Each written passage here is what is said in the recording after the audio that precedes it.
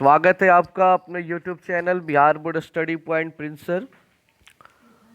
जैसा कि आप लोग जानते हैं कि कल की क्लास में हम लोग पढ़े थे क्लास 10th का हिंदी गोधूली गद्य खंड का पाठ 11।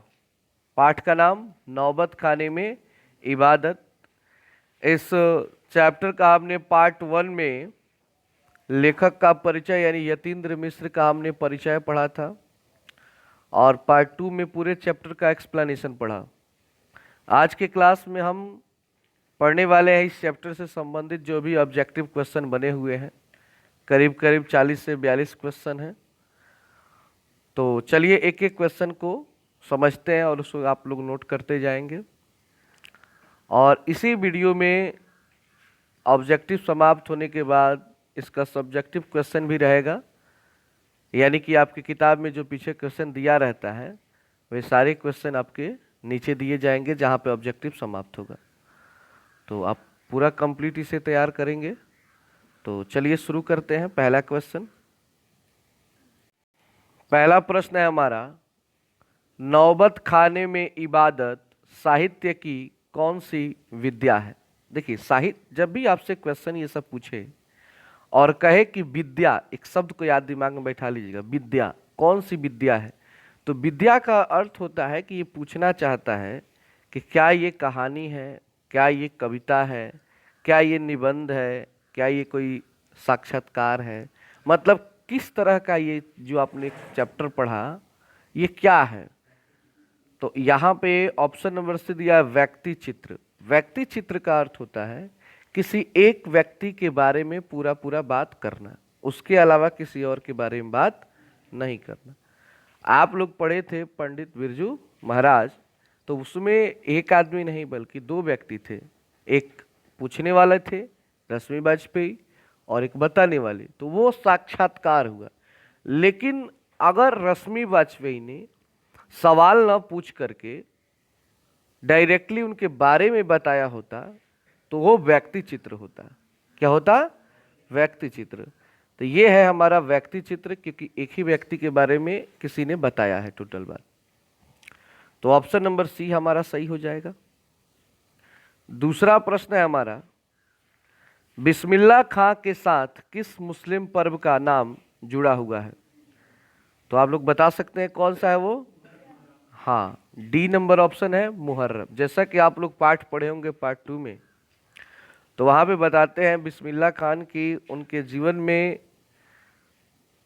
एक ऐसा पर्व आता है जिस समय वो ना तो अपनी शहनाई बजाते हैं और न ही किसी भी प्रकार का कोई जश्न मनाते हैं, बल्कि 10 दिनों तक, लगातार 10 दिनों तक वे गम मनाते हैं। क्यों?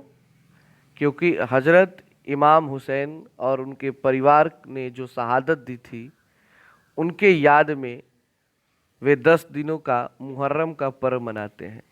वे ही नहीं, आज भी जितने भी मुस्लिम लोग हैं वे सभी लोग इस पर्व को मनाते हैं और अपने भाषा में इसे लोग तजिया बोलते हैं। क्या बोलते हैं?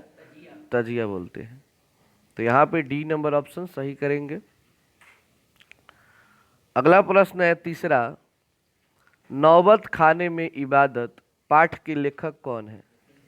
तो लेखक का अर्थ है कि इस पाठ को किसने लिखा है। तो आप लोग जानते ही हैं, मैंने स्टार्टिंग में ही बोला है कि इस पाठ के लेखक का नाम क्या है जी? यतीन्द्र मिश्र है। चौथा प्रश्न है, बिस्मिल्लाह खान का जन्म कहाँ हुआ था। तो आप लोगों को ये पता है कि बिस्मिल्लाह खान जी जन्म लिए थे बिहार में और बिहार के डुमराव गांव में, लेकिन उनका जो पालन पोषण हुआ 6 साल के उम्र से वो काशी में हुआ था, उनके ननिहाल में, उनके नाना के घर पे। लेकिन जन्म कहाँ हुआ था? डुमराव। तो भले ही पालन पोषण या जो भी उनका लाइफ बीता बनारस में बीता, लेकिन फिर भी अगर जन्म पूछेगा तो आपको क्या लिखना होगा? डुमराव लिखना होगा, बिहार। अगर ऑप्शन में बिहार हो तो बिहार चूज करेंगे और डुमराव है तो डुमराव लिखेंगे। समझ रहे हैं ना बात को? पांचवा प्रश्न है, अब लेखक के बारे में पूछा जा रहा है कि यतीन्द्र मिश्र का जन्म कब हुआ था? तो आप लोग किताब पढ़े होंगे तो पार्ट 1 में पहला ही लाइन है ये, पेज नंबर 91 में, यतीन्द्र मिश्र का जन्म सन 1977 में अयोध्या उत्तर प्रदेश में हुआ था। कहाँ पे? अयोध्या उत्तर प्रदेश। तो खैर इसमें हमारा ऑप्शन जो है अयोध्या उत्तर प्रदेश नहीं है, लेकिन 1977 है जो हमारा आंसर क्या होगा? सही। अगर जगह पूछे तो याद रखना है अयोध्या उत्तर प्रदेश में, ठीक है ना। छठा प्रश्न है हमारा, यतीन्द्र मिश्र का जन्म किस प्रदेश में हुआ? देखिए आ गया ना, अभी बोले कि अगर कहीं भी जगह का नाम पूछे तो याद रखना है। अब यहाँ पे जगह नहीं प्रदेश पूछ रहा है, तो प्रदेश का अर्थ होता है राज्य। याद रखिएगा, प्रदेश का अर्थ क्या होता है? राज्य। किस राज्य में हुआ था? तो राज्य का नाम क्या है? उत्तर प्रदेश। बिहार में जन्म हुआ था बिस्मिल्लाह खान जी का, लेकिन जो लेखक हैं यतीन्द्र मिश्र, उनका जन्म हुआ है उत्तर प्रदेश में। तो इसमें ऑप्शन नंबर बी सही है। 7 नंबर प्रश्न है, यतीन्द्र मिश्र रचनाकार के रूप में मूलतः क्या थे? देखिए सवाल हमारा ये है कि रचनाकार के रूप में मूलतः क्या थे। रचनाकार के रूप का अर्थ हुआ कि वो मुख्य रूप से क्या थे। वैसे तो सारे जो लेखक होते हैं वो कविता भी लिखते हैं, कहानी भी लिखते हैं, निबंध भी लिखते हैं, चित्रकारी भी करते हैं, लेकिन एक होता है ना उसमें भी अपना कि कौन सा सब्जेक्ट है जिनमें उनका अपना अच्छा खासा जानकारी होता है। तो वो थे मूल रूप से कवि। क्योंकि आप लोग जब पढ़ेंगे उनका परिचय तो उसमें एक लाइन है कि यतीन्द्र मिश्र जो है वह मूलतः एक कवि हैं। मूलतः क्या है? कवि हैं। आप लोग पेज नंबर 91 की किताब का चौथा लाइन देखेंगे तो उसमें लिखेगा कि रूप में मूलतः एक कवि हैं, वे रचनाकार के रूप में एक मूलतः कवि हैं, ठीक है ना। तो इसमें ए नंबर ऑप्शन सही कर लेंगे।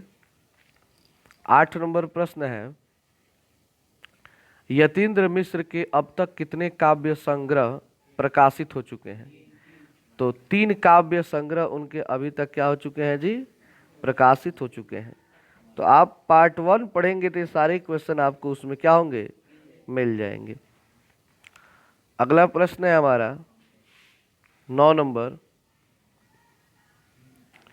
यतीन्द्र मिश्र ने गायिका गिरजा देवी के जीवन और संगीत साधना पर कौन सी एक पुस्तक लिखी है? बताइए। तो उन्हीं के नाम पे उसको रखा है गिरजा। क्या नाम रखा है जी? और गिरजा देवी का पार्ट 2 में मैंने आपको पिक्चर भी दिखाया था कि वो एक बहुत ही सुलझी और अच्छी संगीत साधक और शास्त्रीय संगीत गायिका है। कौन? गिरजा देवी। 10 नंबर प्रश्न है, यतीन्द्र मिश्र विमला देवी फाउंडेशन का संचालन कब से कर रहे हैं? ये सब लेखक के परिचय से ये क्वेश्चन बन रहे हैं। तो आप लोग देखेंगे कि पहले ही पैराग्राफ के लास्ट लाइन में दिया है कि विमला देवी फाउंडेशन का संचालन 1999 ईस्वी से कर रहे हैं। तो ये कब से कर रहे हैं जी? 1999 से। 11 नंबर क्वेश्चन है, यतीन्द्र मिश्र ने कहाँ से हिंदी भाषा और साहित्य में एमए किया था? किस जगह से किया था जी? हाँ, लखनऊ से किया था। और किस विश्वविद्यालय से? लखनऊ विश्वविद्यालय से इन्होंने हिंदी भाषा और साहित्य में क्या किया था? एमए किया था, जो आपकी किताब का पेज नंबर 81 के दूसरे लाइन में मिल जाएगा। उसके बाद है भरने वाला एक क्वेश्चन है, बिस्मिल्लाह खान प्रसिद्ध डॉट डॉट डॉट थे। क्या थे? तो ये होंगे शहनाई वादक। क्या थे? क्योंकि ये मूल रूप से शहनाई ही बजाते थे। प्रश्न संख्या 13 है, ये देखिए दोबारा क्वेश्चन आ गया है तो इसको आप लोग नहीं लिखेंगे। कोई भी क्वेश्चन अगर दोबारा आए तो उसे नोट मत कीजिएगा। प्रश्न संख्या 14 है, आप लोग अपने से नंबरिंग ठीक कर लेंगे, उसको 13 कर लेंगे। बालाजी मंदिर काशी में किस घाट पर अवस्थित है? तो पहला ही लाइन आप लोग पढ़े थे कि बालाजी मंदिर काशी में पंचगंगा घाट पर क्या है? अवस्थित है। तो इसमें बी नंबर ऑप्शन क्या होगा? सही होगा। 15 नंबर प्रश्न है, उस्ताद बिस्मिल्लाह खान के बचपन का नाम क्या है? तो बचपन का उनका नाम क्या है जी? कमरुद्दीन है, क्योंकि लेखक जहाँ से स्टार्ट करते हैं कहानी कि 6 साल की उम्र से, तो वहाँ पे उनका नाम वो क्या रखते हैं? कमरुद्दीन रखते हैं। तो सी नंबर ऑप्शन आपका क्या होगा? सही होगा। उसके बाद है 16 नंबर प्रश्न, बिस्मिल्लाह खान बाल्यकाल में, बाल्यकाल मतलब बचपन में, कितने वर्ष डुमराव में बिताकर काशी में रहने के लिए चले गए? तो 5 से 6 वर्ष। किताब में आपके दिया है कि 5 से 6 वर्ष के बाद वे डुमराव को छोड़ करके अपने ननिहाल, अपने नानी के घर, नाना के घर काशी चले गए, और वहाँ पे उनके 2 मामा हैं जिनसे वो शहनाई सीखने का काम शुरू करते हैं। अगला प्रश्न है 17 नंबर, शहनाई के रीढ़ किस तरह के पौधे से तैयार की जाती है? कल दिखाए थे, जो पार्ट 2 आप लोग देखे थे तो उसमें मैंने दिखाया था कि नरकट होता कैसे है, और उसी का क्या तैयार किया जाता है? हाँ, रीढ़, शहनाई का रीढ़ तैयार किया जाता है। और वो रीढ़ क्या होता है कि ज़्यादा देर अगर बजा दिया जाता है तो वो खराब भी हो जाता है, मतलब होता है ना थूक, थूक से भीग जाने से वो धीरे धीरे क्या हो जाता है, फिर बाद में वो चेंज कर दिया जाता है। अगला प्रश्न है 18 नंबर, शहनाई को संगीत शास्त्र के अंतर्गत किन वाद्य यंत्रों में गिना जाता है? अब बात यहाँ पे हो रही है संगीत शास्त्र के अंतर्गत। वहाँ पे लेखक ने बताया था कि जब वैदिक युग का समय था तो संगीत शास्त्रों में शहनाई कोई नहीं कहता था, इसी शहनाई को वाद्य यंत्र कहा जाता था, जो मैंने बताया था बजाने वाला यंत्र होता है। तो इसको शहनाई नहीं, वैदिक युग में, वेदों के युग में शहनाई नहीं बल्कि इसको क्या कहा जाता था? वाद्य यंत्र कहा जाता था। लेकिन वाद्य यंत्र में भी कौन यंत्र? सुशीर वाद्य कहा जाता था। इसको क्या कहा जाता था? सुशीर वाद्य कहा जाता था। अगला प्रश्न है 19 नंबर, फूंक कर बजाए जाने वाले वाद्यों में शाह की उपाधि किसे दिया गया है? तो शहनाई को। जैसे अब थोड़ा इसको समझेंगे, उसमें ये भी वर्णन किए हैं लेखक कि अरब देश में, किस देश में? अरब देश में शहनाई को शाहनेह कहा जाता है, और शहनाई को वहाँ पे फूंक कर बजाया जाता है तो वहाँ पे उसको शाह की उपाधि दी गई है। आप लोग शाह समझ रहे हैं? जानते हैं आज भी अरब देश में राजतंत्र है, वहाँ पे राजा लोग होते हैं, और राजा को वहाँ पे राजा नहीं शाह कहा जाता है। क्या कहा जाता है? शाह कहा जाता है। समझ रहे हैं बात को? तो शाह मतलब हो गया राजा, जैसे रूस में जार कहा जाता है ना, उसी तरह अरब में वहाँ के राजाओं को क्या कहा जाता है? शाह कहा जाता है। तो या तो अरब में शहनाई को राजा की उपाधि दी गई है कि ये राजा है। 20 नंबर प्रश्न है, बिस्मिल्लाह खान और शहनाई के साथ किस मुस्लिम पर्व का नाम जुड़ा? ये क्वेश्चन दोबारा आ गया है, इसको नोट नहीं करेंगे। अगला प्रश्न है, नौबत खाना का अर्थ क्या है? यानी कि जो आपके पाठ का नाम है नौबत खाने में इबादत, तो नौबत खाने का अर्थ क्या है? तो यहाँ पे बी नंबर ऑप्शन सही होगा, प्रवेश द्वार के ऊपर मंगल ध्वनि बजाने का स्थान। जैसे कल आप लोग पढ़े थे कि बालाजी मंदिर को मैंने बताया था ना कि उनके सीढ़ियों से चढ़कर और उसके फर्श पे बैठकर ये डेली क्या करते थे? अपना शहनाई बजाने का रियाज करते थे, प्रैक्टिस करते थे। तो नौबत खाने का अर्थ हुआ कि प्रवेश द्वार के ऊपर बैठ करके और मंगल ध्वनि बजाने का जो स्थान बना था वो नौबत खाना। और इबादत मतलब होता है प्रार्थना करना, याद रखिएगा। इबादत मतलब क्या होता है? क्योंकि ये भी आप लोग पढ़े थे ना कि जो हमारे खान साहब हैं वो अल्लाह से, भगवान से ये दुआ करते हैं कि मुझे अच्छे सुर की नेमत दीजिए, मुझे ऐसा सुर दीजिए कि मैं अपने आप को आगे बढ़ा सकूं। मतलब हमेशा वो भगवान से क्या मांगते हैं? सुर मांगते हैं। 22 नंबर क्वेश्चन है, देखिए आगे भी गया, इबादत का अर्थ क्या होता है? तो वही मैंने बोला ना, प्रार्थना करना, या इसका यहाँ पे ए नंबर ऑप्शन है उपासना। उपासना या प्रार्थना दोनों हो सकता है। 23 नंबर प्रश्न है, मुहर्रम की कौन सी तारीख बिस्मिल्लाह खान के खास महत्व की होती थी? तो आठवीं। अच्छा, क्यों होता था? क्योंकि उस दिन वो शहनाई बजाते थे, लेकिन और दिनों की अपेक्षा कुछ अलग होता था। और दिन वो शहनाई बजाते थे तो उसमें उनका खुशी होता था, लेकिन आठवें दिन जब वो शहनाई बजाने का काम करते थे तो उस दिन वो दुख के साथ और बालाजी मंदिर की ओर मुंह करके वो शहनाई को बजाते हुए करीब करीब कुछ 3 मील या कितने मील वो पैदल चलते रोते हुए नौहा बजाते चलते हैं। तो आठवें दिन, किताब में पूरा वर्णन है इसका, तो आठवें दिन इसलिए खास था उनके लिए। अगला प्रश्न है, बिस्मिल्लाह खान के परदादा का नाम क्या था?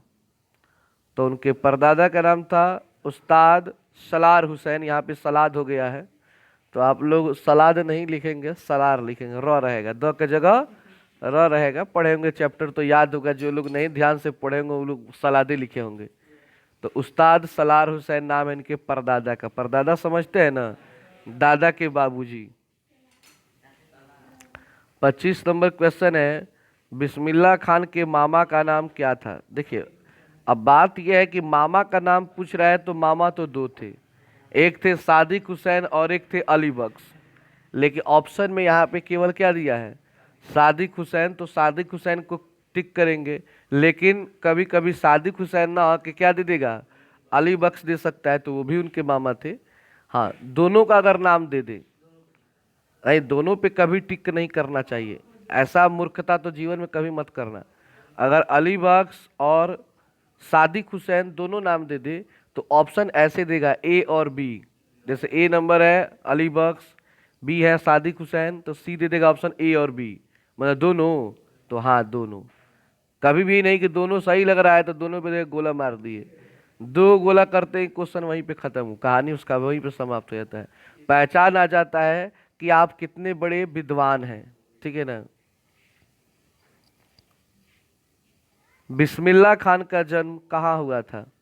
तो डुमरांव बिहार में। देखिए आ गया ना, मैंने बोला ना कि अगर ऐसे पूछे डुमरांव बिहार या बिहार डुमरांव, अलग अलग भी कर सकता है, तो दिमाग में बैठा लेना है कि डुमरांव बिहार में जन्म हुआ था।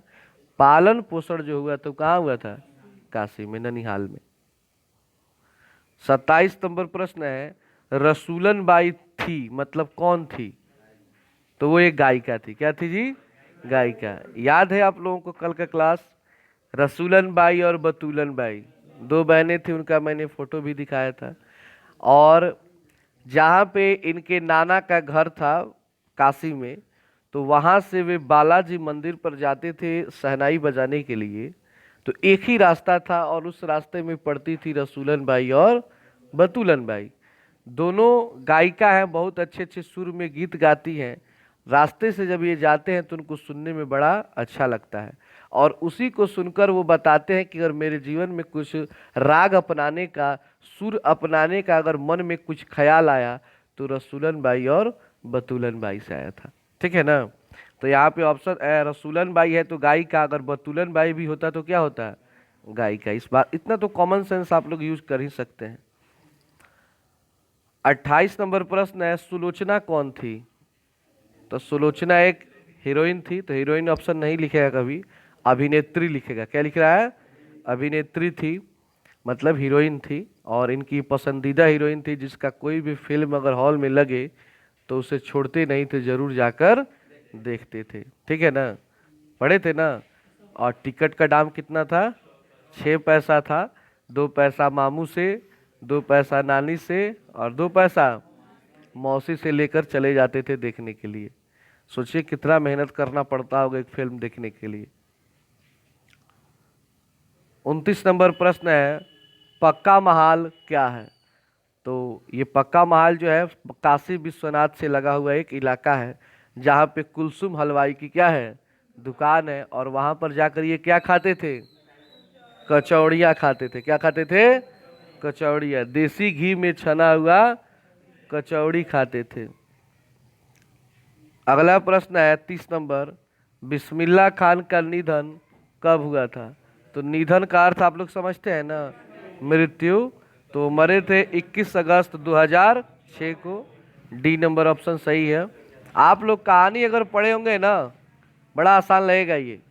जो लोग पार्ट 2 कहानी नहीं पढ़े होंगे, बिल्कुल नहीं समझ में आएगा, लगेगा ये रटना पड़ेगा सब ये, और मुंह की ओर देखेंगे केवल। कुलसुम कौन थी? अभी मैंने समझाया था ना, पक्का महल में रहने वाली एक हलवाइन थी। तो यहाँ पे सी नंबर, हलवाइन कहते हैं होटल जो चलाता है उसको। हाँ समझ रहे हैं ना। 32 नंबर क्वेश्चन है, बिस्मिल्लाह खान के पिताजी कहाँ शहनाई बजाते थे? तो मंदिर में। बालाजी, खैर बालाजी तो नहीं लिखा है लेकिन मंदिर लिखा है, तो आप लोग मंदिर को ही क्या कीजिएगा, टिक कीजिएगा। 23 नंबर प्रश्न है, साहने की उपाधि किसे दी गई? शहनाई को। अरब में इसको साहने कहा जाता है। क्या कहता है? साहनेय। 34 नंबर प्रश्न है, बिस्मिल्लाह खां के बड़े भाई का नाम क्या था? क्या नाम था जी? शमसुद्दीन। बताते हैं ना लेखक कि जब कमरुद्दीन 6 साल के थे तो शमसुद्दीन 9 साल के थे, यानी उनसे 3 साल बड़े थे। यहाँ पे थोड़ा सा टाइपिंग में मिस्टेक हुआ है, लिखना था भाई का नाम क्या था, तो मैंने लिख दिया है नास क्या था। तो नास का लिख दीजिएगा नाम। अरे थोड़ा सा आप लोग देख लीजिएगा, कहीं कहीं बहुत सारे टाइपिंग होते हैं तो कहीं कहीं मिस्टेक हो जाता है। 35 नंबर प्रश्न है, बिस्मिल्लाह खान के खानदान का कोई भी सदस्य किस दिन शहनाई नहीं बजाता था? मुहर्रम के दिनों में इनके परिवार से कोई भी शहनाई नहीं बजाता। मुहर्रम कितने दिन का होता है? 10 दिनों का। 36 नंबर प्रश्न है, बिस्मिल्लाह खान को किस चीज का बुखार था? अब देखिए बुखार का अर्थ है ना, अब यहाँ पे थोड़ा सा लोग आके फंस जाते हैं। कितना लोगों को लगता है शहनाई बजाने का ही बुखार था, और कितना लोगों को फिल्म देखने का। लेकिन शहनाई बजाना तो उनका एक, क्या कहेंगे, हॉबी था, एक आदत थी।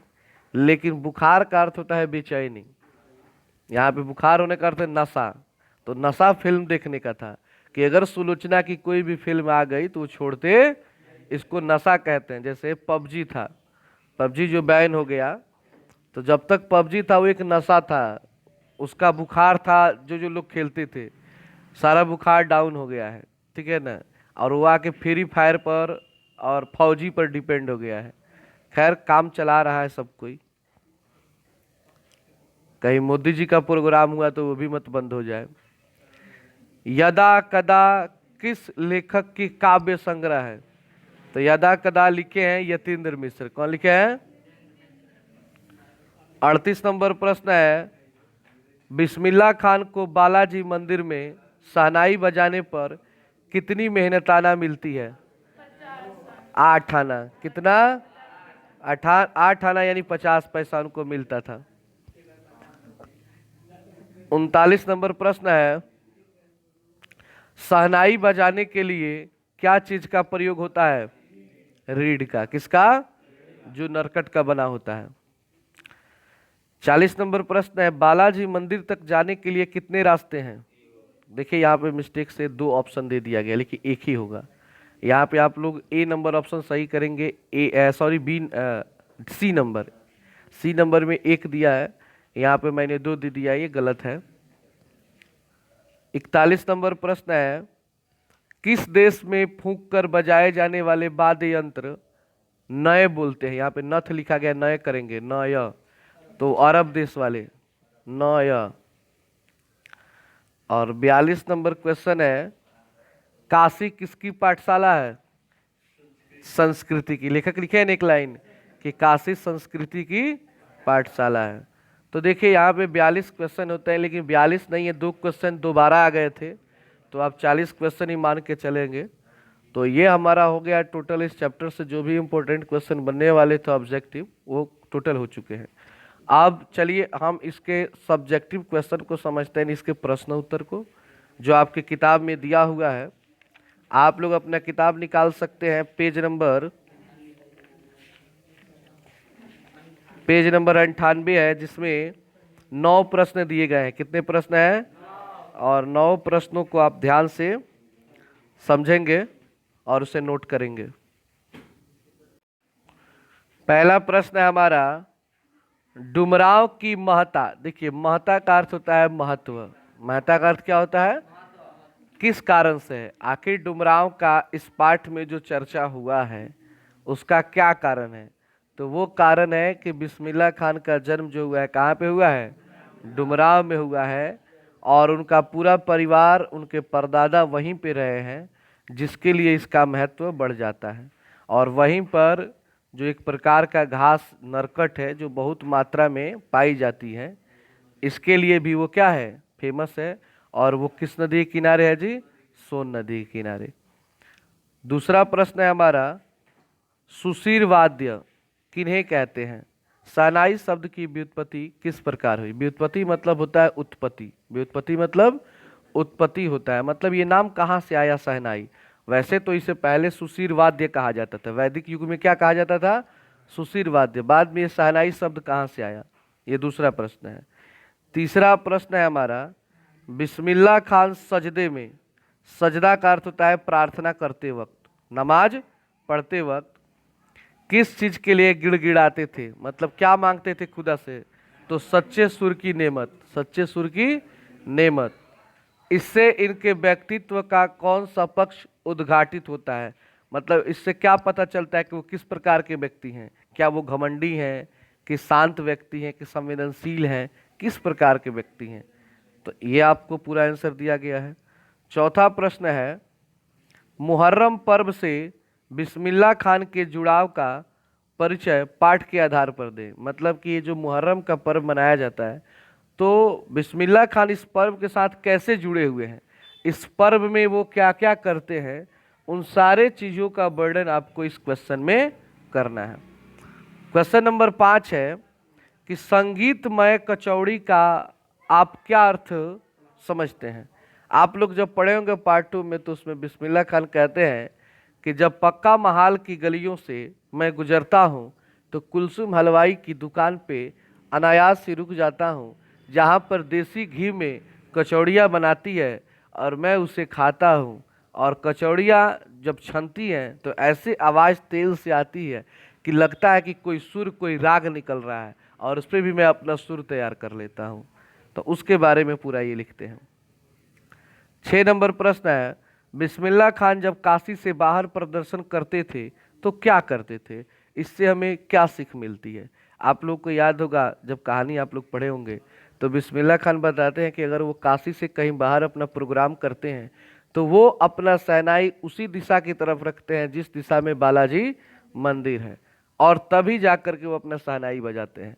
इससे ये सीख मिलती है कि व्यक्ति चाहे किसी भी धर्म से हो, किसी भी जाति से हो, उसे किसी भी जाति या धर्म से भेदभाव नहीं करना चाहिए। वो जाति से मुसलमान थे, और बालाजी मंदिर विष्णु भगवान का मंदिर होता है, फिर भी देखिए उनके प्रति उनकी श्रद्धा कितनी है। इससे ये पता चलता है कि ये व्यक्ति महान व्यक्तित्व वाले व्यक्ति थे, जिनके पास धर्म जाति को लेकर कोई लड़ाई झगड़ा या गलत सोच नहीं था। ये सबको एक समान मानते थे। ऐसा भी नहीं था कि केवल वो हिंदू धर्म के देवताओं को मानते थे, वो मुस्लिम धर्म के अल्लाह को भी मानते थे उसी तरह, क्योंकि उनके नज़र में ईश्वर एक थे, और हमें भी उसी तरह सोचना चाहिए। 7 नंबर प्रश्न है, बिस्मिल्लाह खान का मतलब बिस्मिल्लाह खान की शहनाई। ये लाइन कहीं याद हो आप लोगों को? तो उसमें बात कहते हैं यतीन्द्र मिश्र कि अगर बिस्मिल्लाह खान का मतलब अगर पूछा जाए तो आप कहेंगे बिस्मिल्लाह खान की। और मैंने वहाँ पे एक एग्जाम्पल भी दिया था कि बात जहाँ पे महात्मा गांधी की हो तो सत्य अहिंसा न हो, बात जहाँ पंडित बिरजू महाराज की हो कथक की न हो, उसी तरह बात अगर बिस्मिल्लाह खान की और शहनाई की न हो, ऐसा हो नहीं सकता है, क्योंकि ये लोग एक दूसरे से जुड़ चुके हैं, पर्यायवाची शब्द बन चुके हैं। ये बात मैंने बोला था। एक कलाकार के रूप में बिस्मिल्लाह खान का परिचय पाठ के आधार के रूप में दे, पाठ के आधार पर दे, उनके बारे में पूरा लिखिए पाठ के आधार पर। 8 नंबर प्रश्न है, आशय स्पष्ट करें। आशय मतलब होता है इसके बारे में पूरा वर्णन करें जो लाइन दिया है। क नंबर है, फटा सुर न बक्से लुंगिया का क्या है, आज फटी है तो कल सिल जाएगी। ये लाइन कहीं आप लोगों को याद हो? उनकी एक शिष्या पूछती है कि आप इतने बड़े व्यक्ति, आपको भारत रत्न से नवाजा गया है, फिर भी आप किसी के भी सामने फटे और कुछ मैले कुचैले लुंगी पर चले जाते हैं। कुछ चेंज लाइए अपने जीवन में, कुछ चील कीजिए अपने जीवन में। लेकिन वो इस बात पे हंसते हुए कहते हैं कि बेटा, भगवान करे, खुदा करे, ये लुंगियाँ भले ही फटी रहे लेकिन मेरा सुर कभी ना फटे, क्योंकि मुझे भारत रत्न इस लुंगिया पे नहीं, मुझे किस पे मिला है? इस सुर पे मिला है, इस सहनैया पे मिला है। इसलिए खुदा से मेरी ये प्रार्थना है कि भले ही लुंगी क्या है, आज फटी है तो सिल जाएगी, नई हो जाएगी, लेकिन एक बार सुर फट गया तो फिर से वो सिला नहीं जा सकता है। उसी का वर्णन इसमें करना है। ख नंबर है, काशी संस्कृति की पाठशाला है। ये आपके ऑब्जेक्टिव में भी आ चुका है और किताब में भी है। एक लाइन लिखते हैं कि काशी संस्कृति की पाठशाला कैसे है, उसके बारे में लिखना है। और इस पाठ का अंतिम प्रश्न है, बिस्मिल्लाह खान के बचपन का वर्णन पाठ के आधार पर दें। यानी कि बचपन का वर्णन, यानी जब वो कमरुद्दीन किस नाम से जाने जाते थे, उस नाम से जब जाने जाते थे, उस टाइम के बारे में, इनके बारे में आपको बताना है। तो इस तरह आपका ये चैप्टर समाप्त होता है। आप लोग अच्छे से इसको तैयार कर लें और फिर हम लोग मिलते हैं एक नए चैप्टर में। तो आज के लिए इतना ही।